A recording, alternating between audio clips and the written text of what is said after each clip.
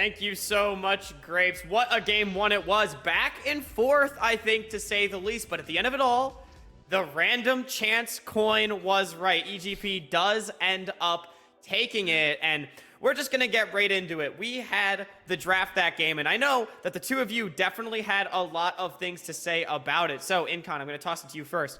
How are we feeling about the champions that were picked this game?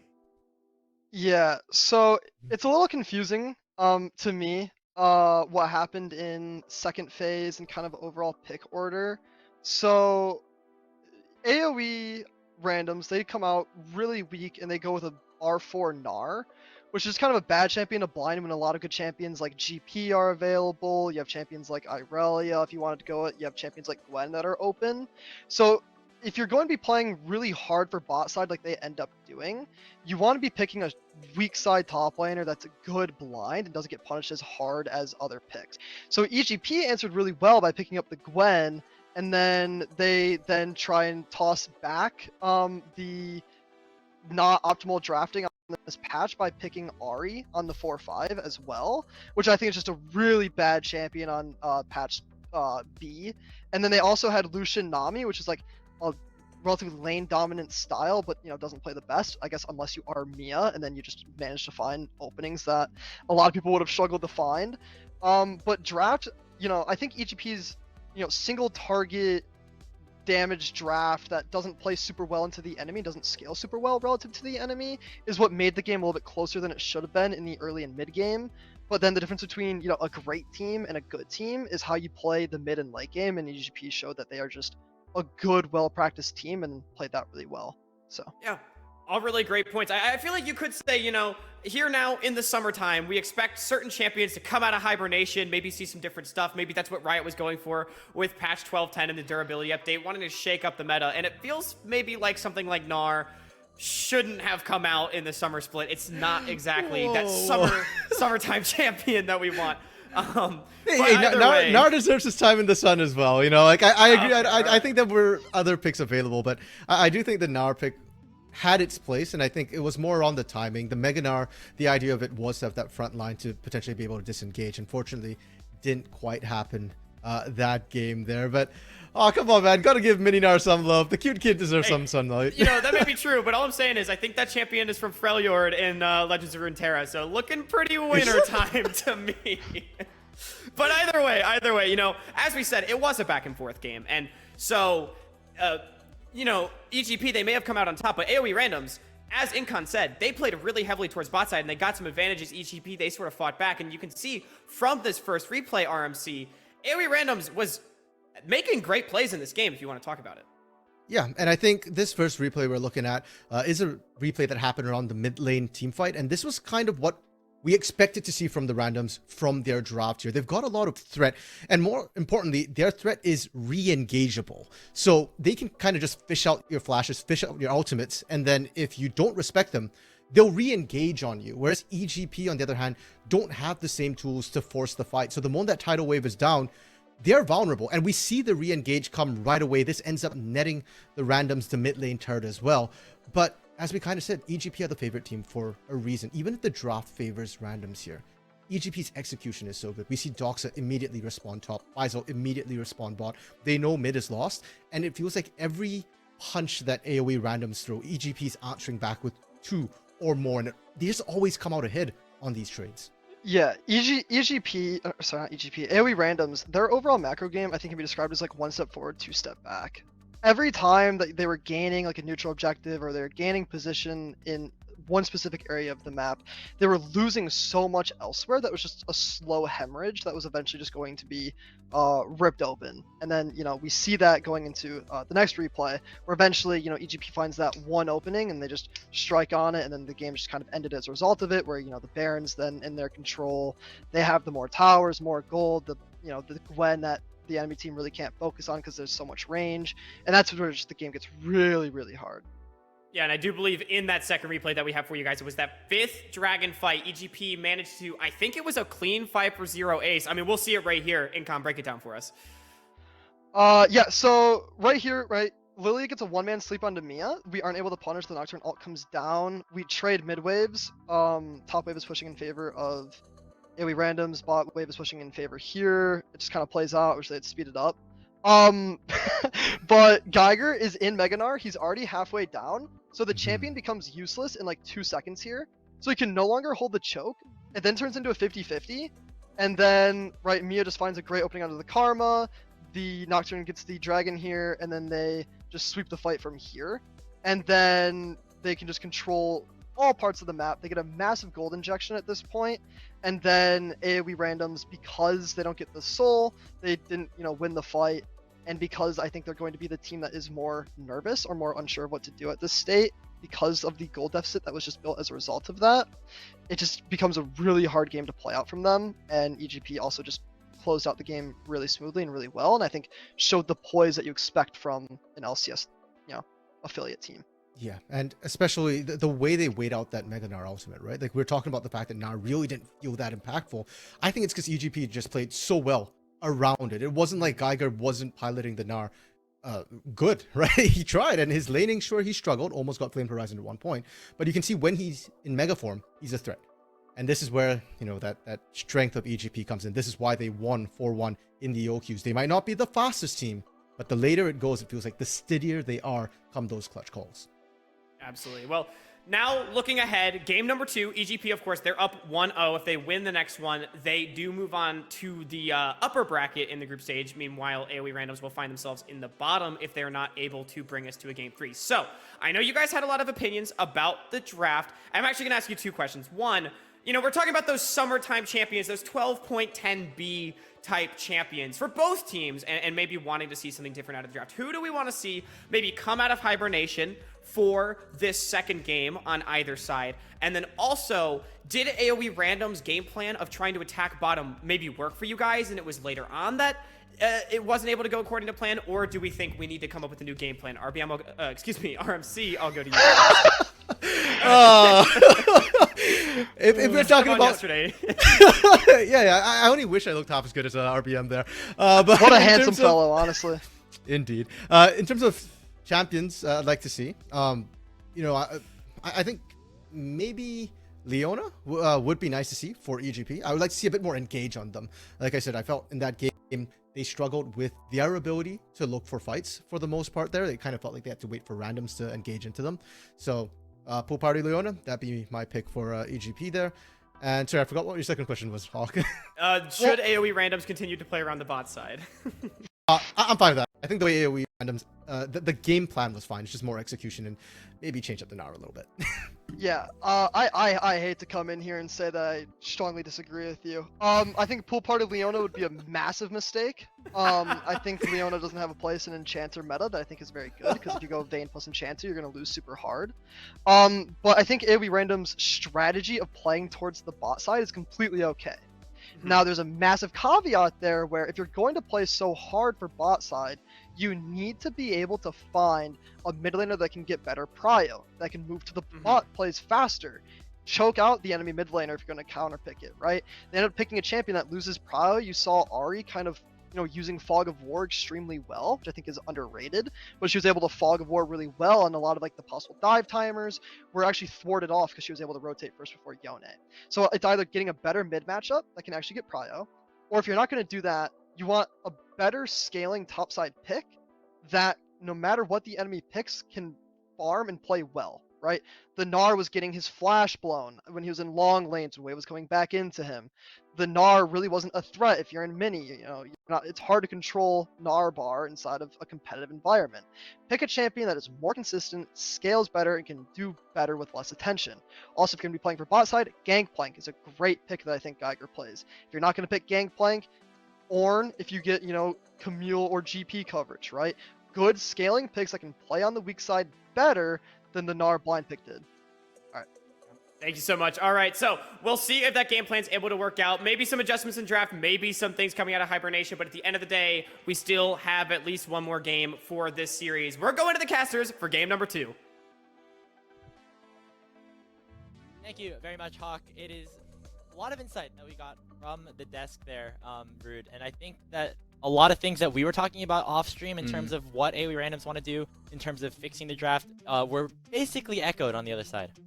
Yeah, the main thing that we sort of drew the issue with was that taking of the Gnar early, and that, you know, they have this quite weird whole AOE randoms where they often just want to take red side. They're obviously looking to counterpick for one of their solo lanes, but you touched on as well off stream that they've both got two solo lanes that have quite extenuating champion pools. Yeah, they definitely play different champions to maybe what would be meta in most situations, but to that point, Nemesis now was able to utilize his counter pick and do very well in the mid lane. So they're using these counters and these extra champions for a reason, just not to a good enough fashion to get themselves that win in the first game. We do have the second game already underway, and I think that for EGP, their game plan is going to be exactly the same. It's on AOE randoms to try and change something up. Well, right now, things are looking much towards EGP's favor, since a lot of the things are basically exactly the same. First 5, I believe, bans coming through, there we go. but that's the big change here. Faisal was so good on the Gwen in that first game, won them a couple of those big fights around the Drakes, but still, that Lucian is left up, and Mia likely will still get her hands on that. Okay, so we have to see if AOE randoms are going to change anything up here. They answered with, I think, Ezreal Karma last time out, or they weren't for, and they left open the Nami for EGP to take on 3. It was Lilia Karma, excuse me, there we go. So it's the same so far. The question becomes then whether or not they're going to change anything. So far, no, I think EGP, they're going to be quite happy to just run it back. Last time here, we're going to see the Nami. We may well expect it once more. And when you pick a Karma, you normally think that this is a pick that wants to kind of get a heavy bot prio and play it with a team that wants to play towards the bot lane. And we heard from the desk that they think that randoms playing on the bot side was a good strategy and almost worked in their favor. So seeing the similar 1-2 definitely is not too surprising for me. But right now, EGP is saying if it ain't broke, don't fix it. They're going to lock in the same 3 picks that they did in game 1. Yeah, I mean, like you say, if it isn't broke, don't fix it. The Ezreal was AOE randoms pick on 3 here.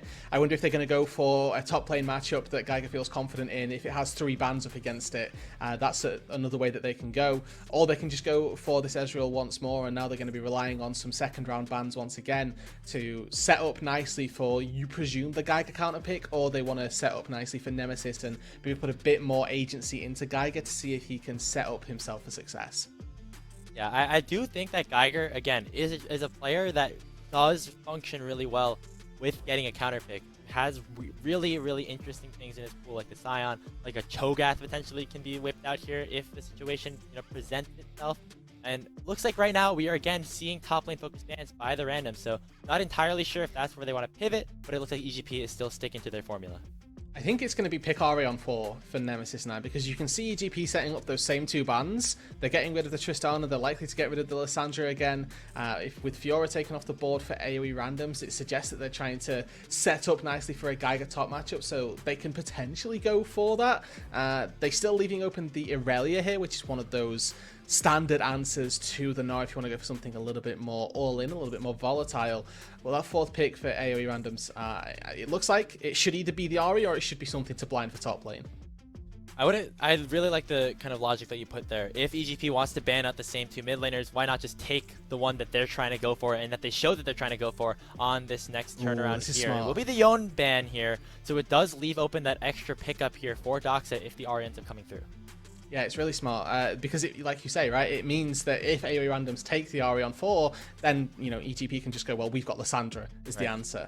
And instead, AoE randoms, they go for that safe blind pick in the top lane, getting rid of 2 really good tank shredders, and they set up Geiger for what should be not necessarily a winnable matchup, but one of the more unlosable top laners that we've got in the meta.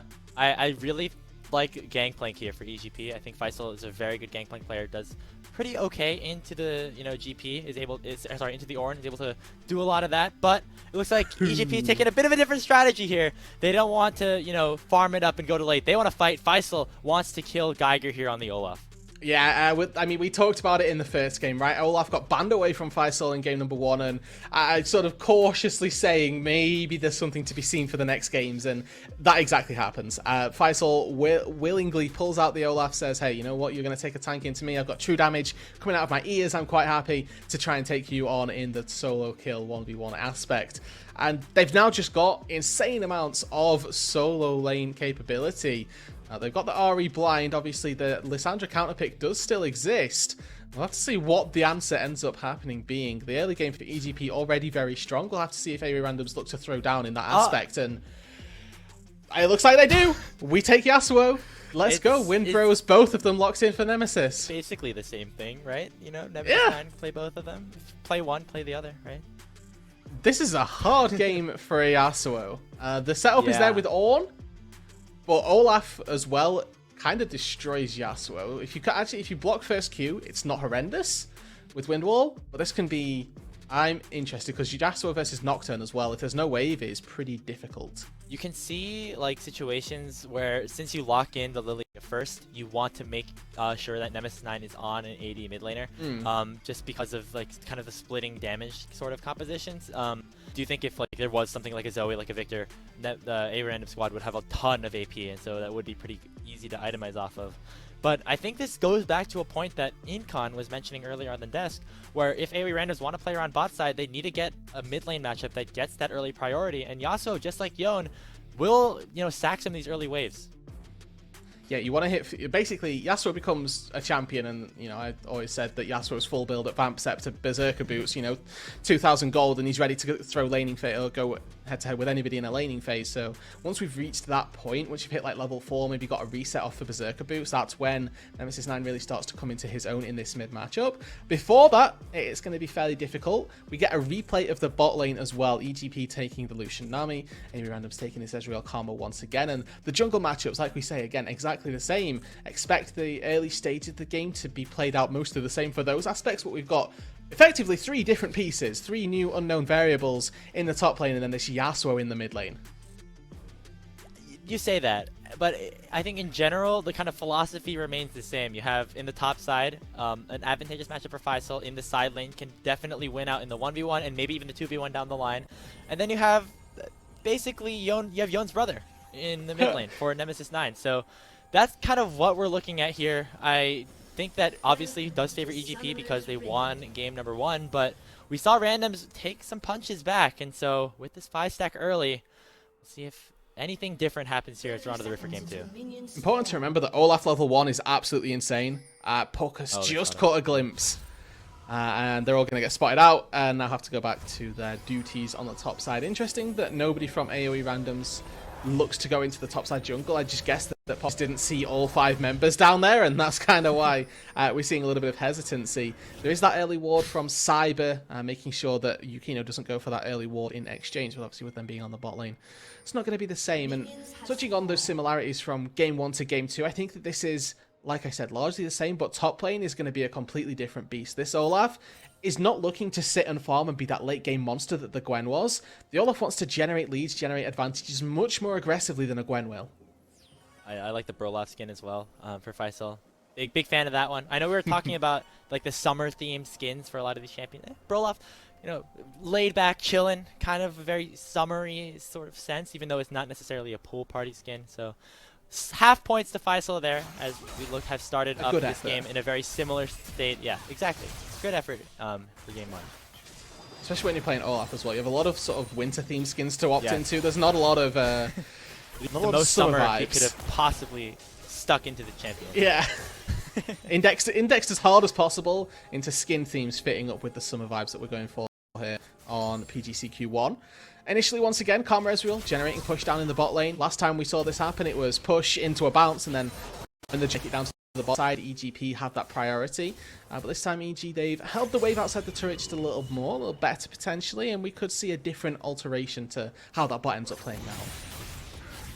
Right now, again, pretty similar for the moment. As you said, the randoms early lane gets the prio, and then after that, once the junglers kind of make their way down to the bottom half of the map, we typically see, in that last game at least, Mia and Dawnbray have a little bit more control. I will say, Cyber clearing a lot slower than he did in game number 1. I don't know exactly the reasoning behind this, but just finishing up the red as the Raptors are nearly completed for Yukino.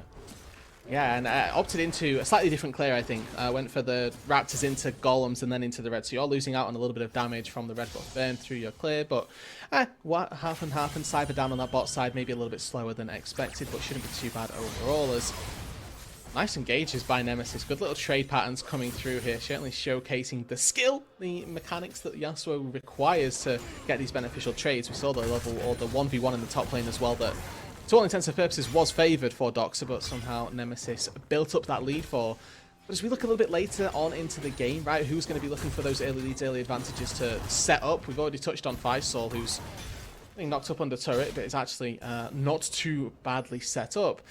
And Lucian, as we've talked about, actually scales fairly well into these late stages of the game and can certainly go toe-to-toe with the best of them.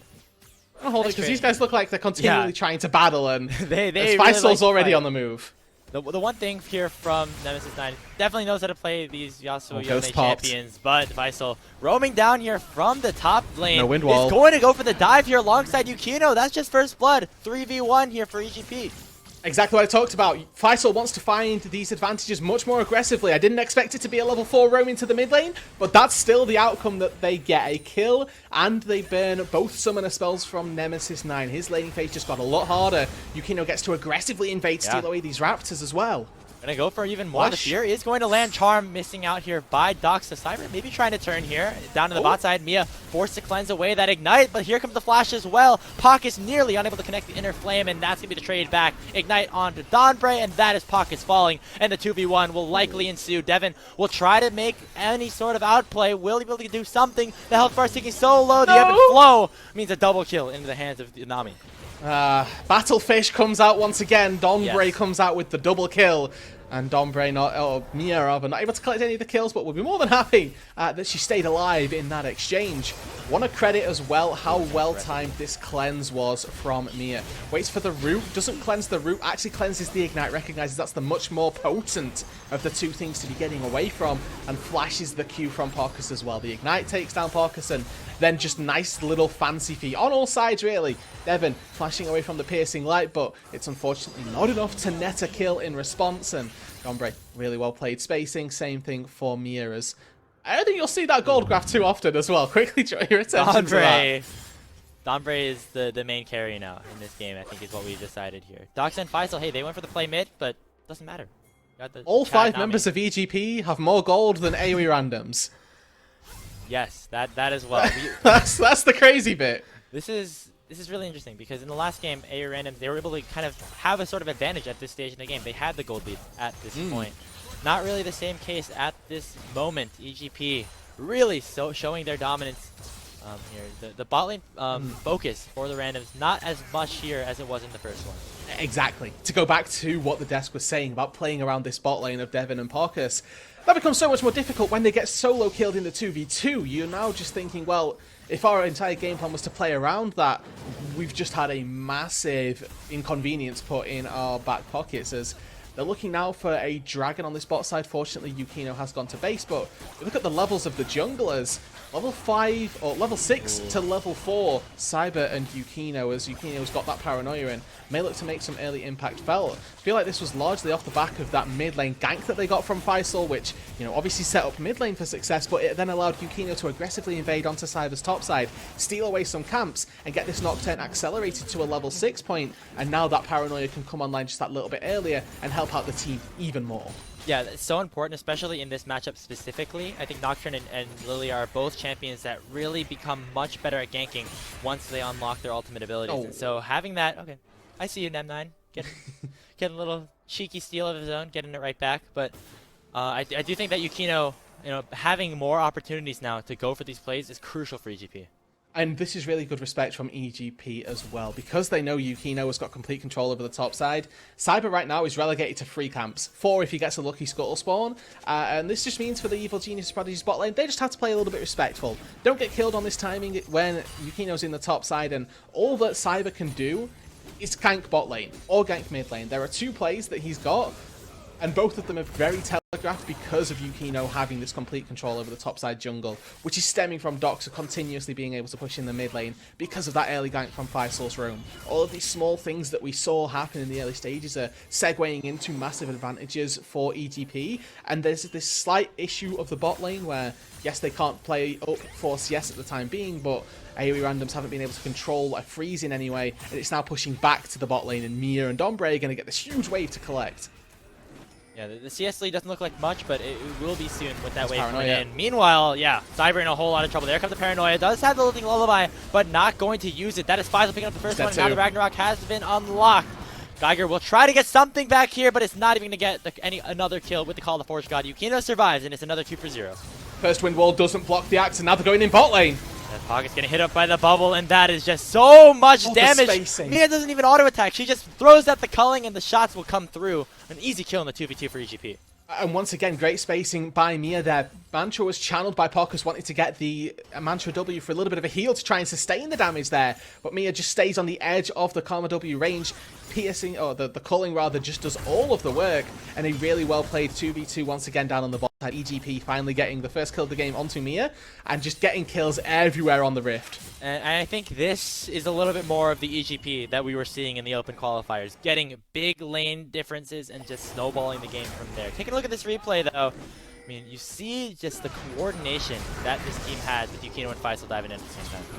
Yeah, and importantly, right, there's that axe that lands. Wind wall comes out too late. Nemesis 9 is slowed up. It means that chasing him down is incredibly easy. The red buff, I believe, seals the deal. Unfortunately, just not enough damage on the full tank assassin, bruiser, mage, brawl, all in the top lane.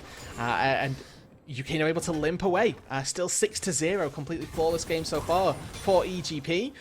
They may look to try and, complete on that. We've got Stridebreaker already completed for Yukino. He is incredibly far ahead of the curve when we look at Cyber, who sat on just components. Notice is not getting hit by the charm, going a little bit too aggressive. Has no tether back this time on the Yasuo. Pockets will have the shield to keep him alive. You can see the aggression not working as well for AOE randoms. They are now down 4,500 gold, less than 10 minutes into this game.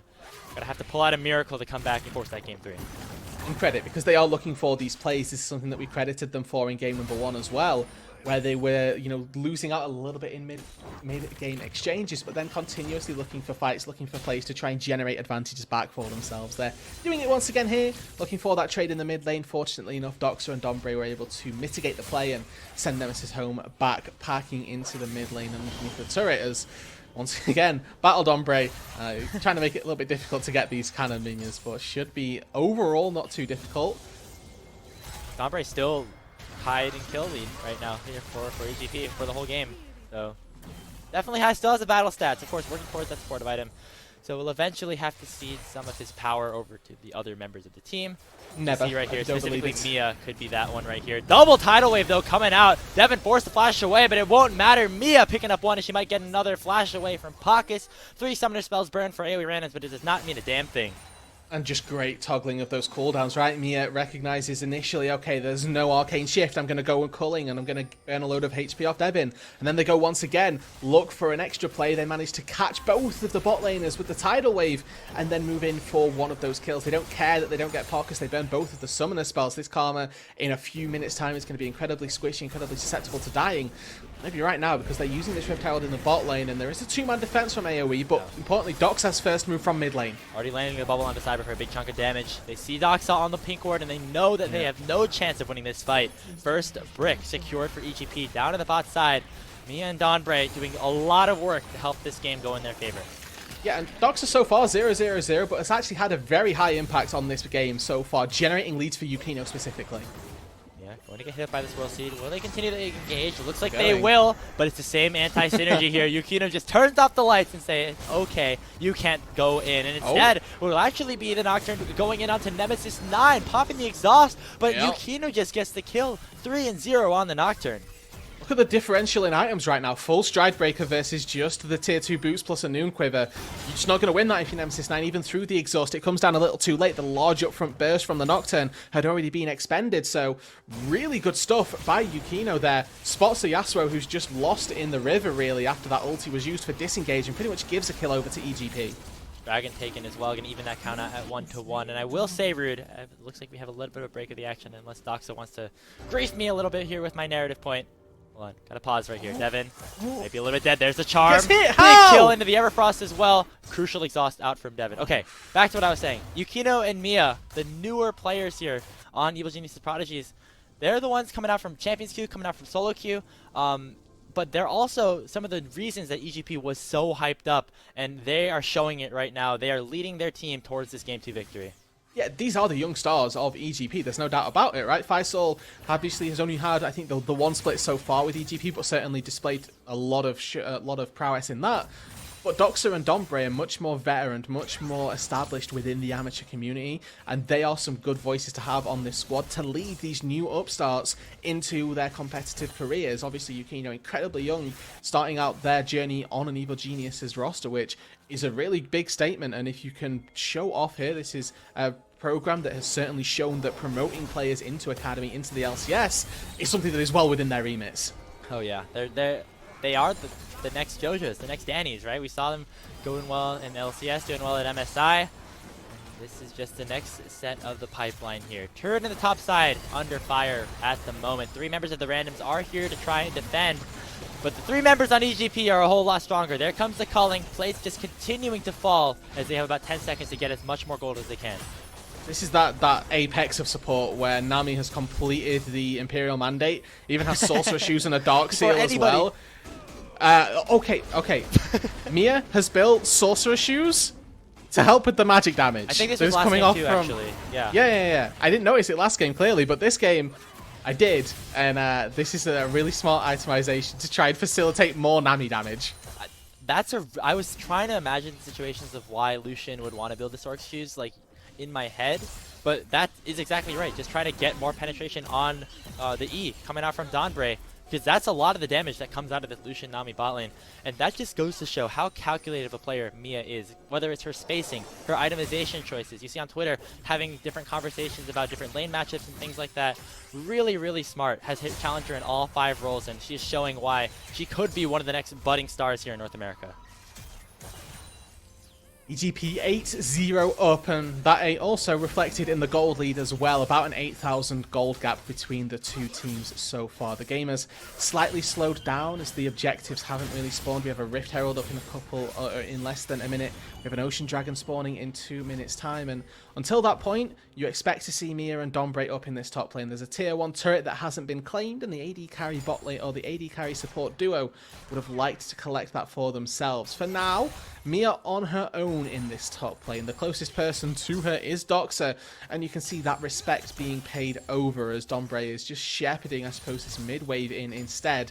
Overall, efficiency out on the map so far for EGP this game has been very good, but for the time being, they're just setting up for the future, not making too many proactive plays just yet, and just collecting those waves. Because at this point, right, we're at enough of a lead for EGP where they don't need to force anything. That's just how they're going to give gold back over to AOE randoms. They play this one fairly slow to an extent. They're going to be absolutely fine. Yes, Faisal is playing the Olaf, which tends to fall off a little bit later on, but he's already so far ahead that the time at which he falls off has been pushed so much further back into the game. Yeah, and you can see here EGP taking it slow in multiple ways, making sure that they are shoring up their defenses to prevent any sort of comeback here for AOE randoms. They're not going for a big fight, so you might see Faisal have to burn the ulti here as might kill one here. Yeah, going through here. Here comes Sleep coming out. The Ragnarok will prevent it, and now can Faisal win out on the 1v3. Big healing out of the Gorge Drinker. Cyber forced to flash away, and will be the first kill into the hands of the randoms. What is it lost on the other side? Obviously, the Rift Herald has gone down. Mid-tier 1 is going to be consequence as well. If you've got Herald here, it may be mid-tier 2 as well, which is so much map pressure to seed for just 1 kill onto an Olaf. It goes into the hands of Cyber as well.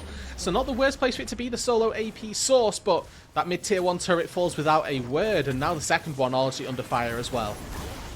Yeah, actually taking down that tier 2. So 2 turrets, and also I think a lot of pressure up top side for Mia as well, is the cost for taking down Faisal there in the 1v4. And he's going to teleport back, pick up all the wave that was crashed in by the randoms bot lane. So all things considered, EGP winning out, I think, on that trade, and they're going to win even more with the teleport coming in from Yukino. Faisal is going to take the 1v1 on one side, and Yukino will finish it off on the other. Doxa wants to get in on the action a little bit more as Pockets will go down. Give Dombre an assist. Thank you. Get Nice. that Dark Seal stack going. Thank you, EGP. 2 kills go over to them, capitalizing on the things. overextended bot lane. It is the small things. I know that we had Smacks on here yesterday claiming, you know, takes Raptor camps on Nami. This may not be the same extent, but if your support has a Dark Seal, you give them the assist. And get the extra Dark Seal, can build that into the Medjais to just, you know, accentuate that even further. It makes the scoreline look better, gets them more gold for everybody. All things considered, very, very nicely played by each. Yeah. Donbre and the rest are certainly happy about that one. It'll be the second Drake for them as well, as the Ocean will go down, with Doxa and Donbre continuing to push bottom. resetting back out, or resetting and then setting back up for what is, you know, the mid-game portion of this game. And we're at that point where you would think for EGP they'd want to go to the Baron, but they've unfortunately established such a lead so early that Baron's not on the board. So they're doing all of the hard work now. And that first Baron, I like to say, is to, you know, get rid of all of the turrets outside of the base, and then you can use first Baron or the second Baron to try and break open the base. But EGP have already done all that hard work. You know, 5-0 on the turrets. They've got that massive gold lead. This Baron in, you know, 1 minute 30, when it spawns, whether or not they opt to take it so early on spawn is completely up to them. But as soon as they get it, their base is sort of, their mission is solely to break open this base and try and set up for a very quick win. They've got all the tools to do it. We're just waiting now for that Baron to spawn and for that execution to come through. Clock is ticking here for EGP. They're just kind of, you know, going through the motions in terms of closing out this game, and that's frankly all that they have to do. Looking really, really good for them right now. 10,000 gold lead before Baron even is able to spawn. You just see that in terms of the itemization as well. I like to see the Guardian Angel out of Yukino at this point as well, because you know, you're at a point where, you know, you can just go in and just really prevent anybody from having any single chance of taking you down.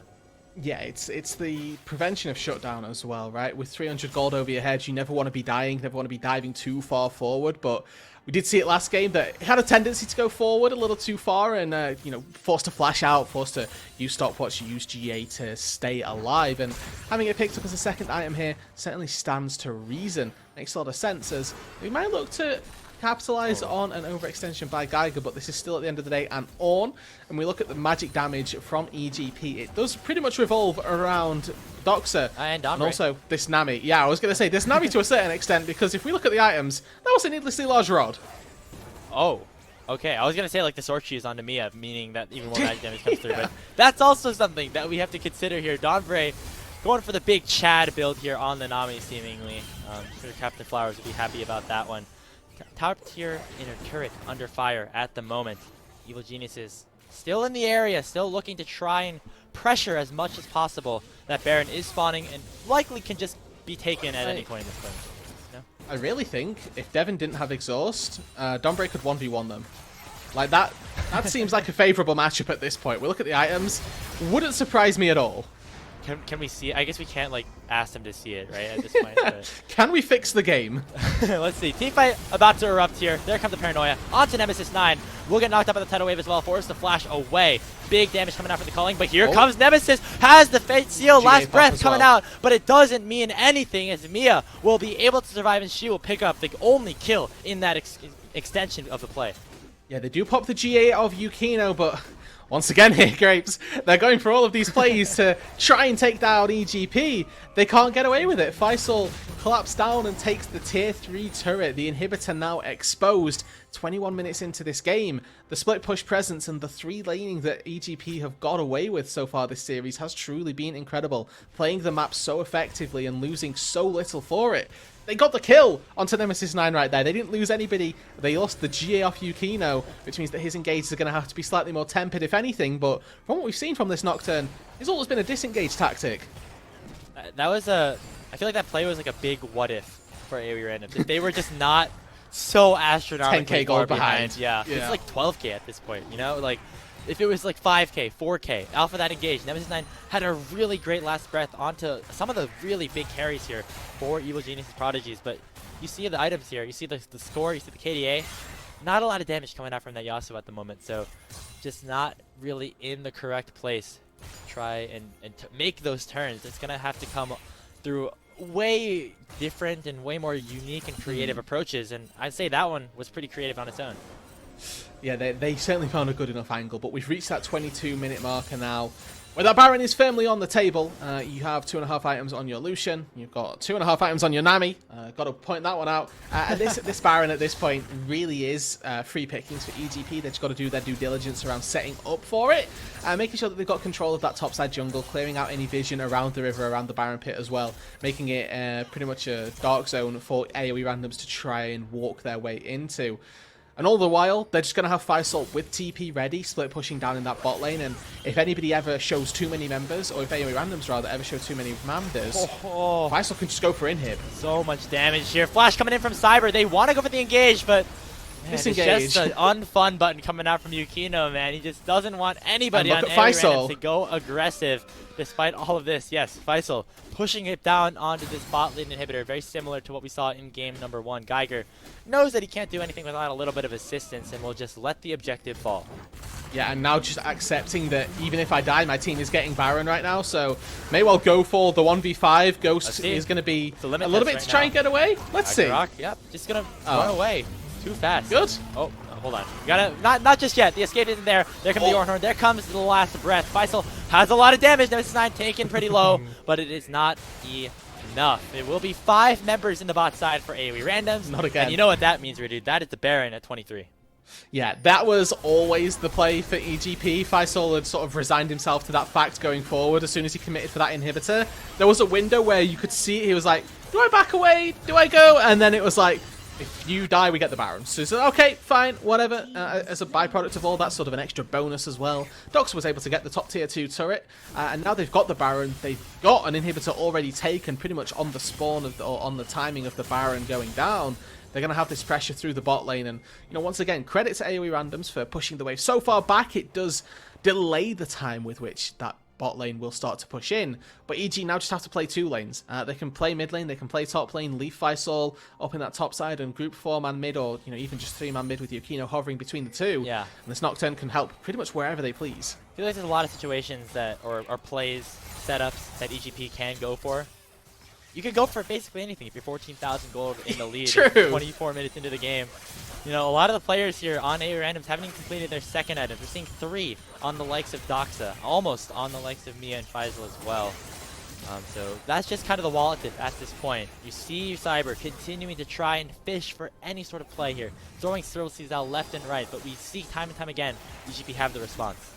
You really are just looking for that miracle swirl seed where you randomly hit 2-3 people and set that off as you're engaged, but every single time it's been Yukino saying, I will just pull the trigger back and press Paranoia to stop anything coming through. Call the Forge God has been used, as well as the Paranoia in response. True Shot Barrage doesn't land onto anybody, but the Charm onto Nem9 takes him down to 20% HP. In goes the dive, and Doxa picks the first kill of the fight. 1 furrow so far for EGP, but they're looking for a whole lot more than that. They want more kills. They want the game. They want this series in the spot in the upper bracket. Doxa and Yukino don't even care about the tower because they just want to continue to dive down. Dagger with the Syrian charge doesn't get enough range. Mia now in a rampage 4-0-3. A phenomenal series for EGP overall in a much cleaner fashion than game number 2. They're looking to close the gap here onto the area of effect randoms. GA popped by Yukino, 3 members, still strong for AoE. But as the towers continue to fall, as the kills start to funnel in, it is not looking good if you are a random supporter. Nexus exposed, 26 minutes is the timer, and EGP will go for the 2-0. Nice and clean game number 2. Very different from game number 1. Far removed from what we saw from AOE Randoms as well. They never really looked to have a look in this second game. EGP playing really flawlessly throughout, setting up kills in multiple lanes to begin with, and then just using those advantages to get themselves the Baron, to get themselves 2 dragons, turrets. Faisal on the split push once again was never answered by anything that the AOE Randoms were able to put down. So well played by EGP, a deserved 2-0 and a great start to their run. And again, huge shout out to the newcomers here on EGP. Yukino and Mia had fantastic series, and specifically here, fantastic games throughout minute 0 all the way to the end of the Nexus exploding. Making so many plays in the bot side. 2v2 kills just continue to rack up for Mia and Donbray throughout that game. Just really impressive stuff after, you know, maybe a bit of a slower start in game number 1 when Randoms was able to get a couple of plays, get a couple of punches back. Definitely did not look like it had a single chance this time around. No, the bot lane 2v2 where they got killed, and like we say in that 2v2 fashion, was a pretty devastating loss to the AOE Randoms game plan, because if you know, they are opting into, okay, we will funnel into Devin in the bot lane, hope that Pocus and him can take a carry role and set up for success. Getting 2v2'd, and then your Cyber is never going to have a good time pathing down toward that bot lane. We've seen Mia step up time and time again in the negative numbers advantage, when you have a numbers disadvantage rather. She was quite happy to step up, play on the edge of her range to put as much damage out as possible, but it was never enough for AOE Randoms, and EGP used those advantages and get that win. Yeah, congratulations to EGP, making their way up to the upper bracket as many expected. For AOE Randoms, their journey, of course, is not over just yet. They will be sent down to face the loser of Supernova versus Taco Gaming to get that last spot, try to get that last chance into the quarterfinals. Gonna toss it over to a short break. When we come back, Hawk will be talking with Doxa to break down that win. And welcome back to the Academy stream. I, of course, am joined by the mid laner of the victorious Evil Geniuses Prodigies. It is, of course, Doxa. How are you feeling after that win? Feel pretty good. Feel a little bit relief after the first game. Like they were almost about to get soul points. So yeah, just a relief, I should say. Yeah. Yeah, more than fair. I mean, I'm sure it's pretty stressful in these series every time you're turned on so much, focused on the game. And I noticed, you know, in this series, you ended up going for 2 games of Ahri. Is there any sort of insight into that pick? Was that something that you had prepared, or was just something that you sort of generally think is pretty good? Yeah, I mean, I thought it was pretty good generally. It fits well with my comp, and like it's really good with Nocturne. You could just both dive in, and yeah, I didn't really want to play Ahri, but if they just open Ahri and it looks good, I mean, you just have to pick it. So yeah. Yeah, fair enough. I mean, it seemed to work out pretty well from our vantage. Definitely making things happen in those games. And so, sort of taking a step back and looking at, you know, your path as a whole. I mean, it's fair to say you've been playing at one of the highest levels here in amateur and collegiate for the past couple of years, winning CLOL last year, then in this previous split with Taco Gaming, performing extremely well across the entirety of it. I think making semis both times, which is extremely impressive. Where are you sort of setting your sights for this summer split now with Evil Geniuses Prodigies? Well, obviously I want to make proving grounds with my team. Just perform well individually, and just be a good teammate for my teammates, I guess. And yeah, I mean, just make it to PG and have a good showing is pretty much where my head's at right now. Awesome. I mean, I feel like you're setting yourself up pretty well for that so far. Obviously, it's early, but, you know, I would say you all have looked pretty good. Are you happy with your level of play so far? Yeah, I'm happy, but I'm not satisfied. There's a lot of things that I need to work on, and very excited for the future. Yeah, more than fair. Well, we're excited to see you in the future as well. Thank you so much, Doxa, for joining me. I hope you have a great rest of your night. Yeah, thank you. One last thing, I want to give a shout out to my team real quick. So Faisal in the top lane, Yukino, and then Mia and Dombre, and also our 2 coaches. They've done like a fantastic job, so big shout outs to them as well. Yeah, awesome. Yeah, shout out everyone over there. Congratulations again on your win. We're looking forward to seeing you continue to play. Thank you. Thank you. And now we're coming back over to the analyst desk. We're going to break it down a little, and that was definitely a very different look than game number 1. I think it is fair to say EGP, they really came out and played a great and clean game. And I think we got to revisit our predictions a bit here. Before we go any wait. further, Hawk, Incon, wake up. Game's over, man. Incon, Sorry. The game's over. Sorry. The game's over. We made it. Oh, EGP, my fault. they did it. My fault. I watched First Blood and got a little bored after that. My fault. Oh. I mean, more than Sorry, fair, I'm but good. yeah. Good. Yeah, we with it now. Yeah. Heads back in the game. We're back. We're All right, back. awesome. Yep. You know, Oh, what happened? I hate Was it to close? I hate to wake you up for this because unfortunately it was not close, and your predictions seemed to think otherwise. As I had the EGP 2-0, and I forgot to flip the coin in the last analyst desk segment, so I did it during the draft. Also predicting the 2-0 did the coin, but the rest of you guys, what happened here? Are we still doing a bet, RMC? I don't know. I guess, yeah, I did lose. You know what? I stand by what I said. AOE Randoms game 1, they gave me hope. But at the end of the day, congrats to EG. I'm sorry I doubted EG, and it's punishment for the rest of the day. I'm just going to have EG on my head, and I will always support EG for the rest of this PGCQ. Yeah, I mean, so 2-0 to AOE Randoms I think is just grief. But besides that, so I was also wrong, so I can't be too harsh. I had predicted 2-1. I think AOE Randoms had, you know, a good shot at the first game. I think their game plan was at least, you know, showing life, and inside of the game they showed life. But after those early deaths inside of game 2, it was just EGP 2-0 real fast. Yeah. And then the game got really hard. So When you You know, I gotta say, RMC, that EGP sun hat looking very nice on you for summer. I think that's beautiful. But speaking of, you know, sort of summer and waking things up, we talked about bringing champions out of hibernation in this game. Now, we had some thoughts about like the mid lane matchup with the Yone. The Yasuo was brought out of hibernation. The brother, Incon, do you have any thoughts about how draft was different in this game? So they at least went for a scaling weak side top on 4 inside of the Ornn, but they gave Faisal the Olaf, which makes it a little difficult. And they went for the Yasuo on 5 with no knockups. A little bit difficult. Ornn can provide knockups, but you're going to find it a little bit hard to get the final push into Ahri if you use wind wall poorly.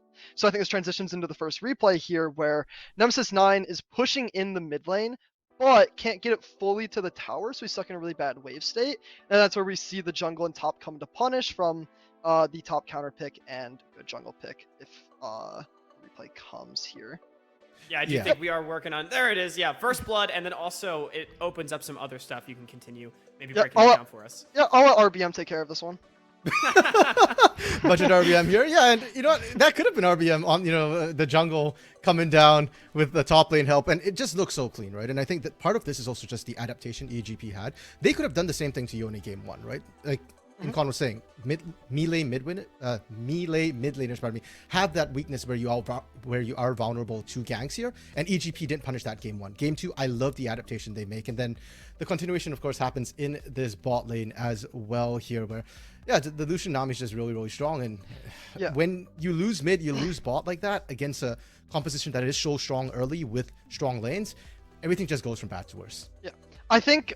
Right, so it's really hard because AoE randoms, their bot feels a little pressure to make a play here when they see their Yasuo counterpick start losing mid. But it just is a little too risky, and then Dawnbray and Mia play it, you know, really well. But once your mid and bot start losing and your top is counterpicked and just gonna get shoved in all game, the game gets very, very hard. And from here, we saw the Nocturne just invade the Lilia continuously onto those Wraiths. The Lilia just slowly gets choked out in the game.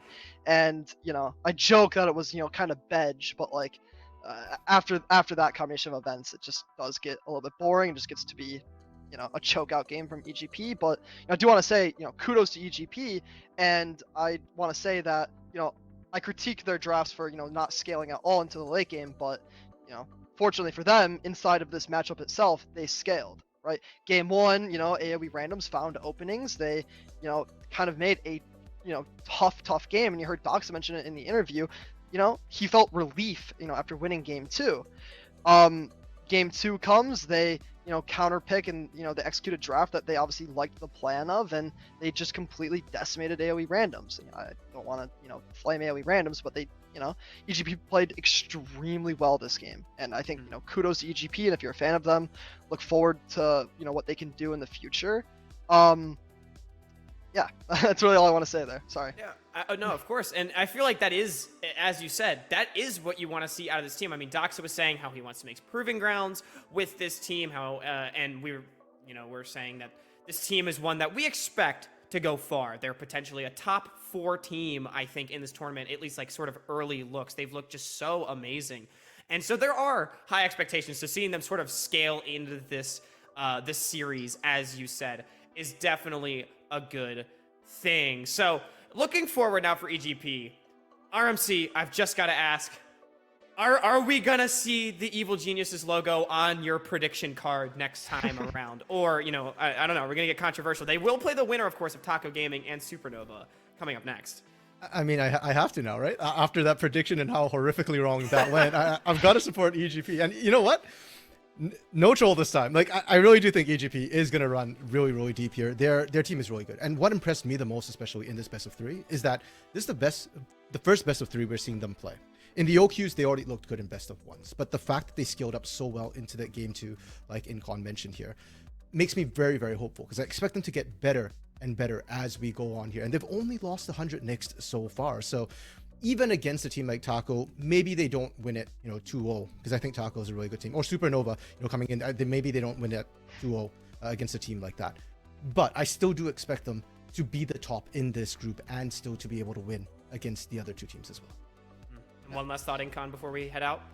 Yeah, I think adding on to that, a really big strength that EGP actually did inside of this series was, people joke that it's like a salty run back and whatnot, but picking 4 of the same 5 champions hides a lot of your draft plans and draft strategies moving forward in the tournament. So I think, when we come back and EGP plays again, we're going to see most likely a completely different look. They'll get 3 more scrim days under their belt at the very least, and you could see a completely different game compared to what we saw in this set. So I think that's really exciting moving forward as well. I think we can see a lot of different looks from them. Yeah. And again, as you said, a team that we expect to go far. Congratulations again to Evil Geniuses Prodigies for their 2-0 victory. Thank you so much, Incon, for joining us on the desk. You were an absolute pleasure to have. We love all of the insight. Don't go anywhere, though. We'll be back after a short break with the second series of the day. It's Taco Gaming on their signature Taco Tuesday up against Supernova.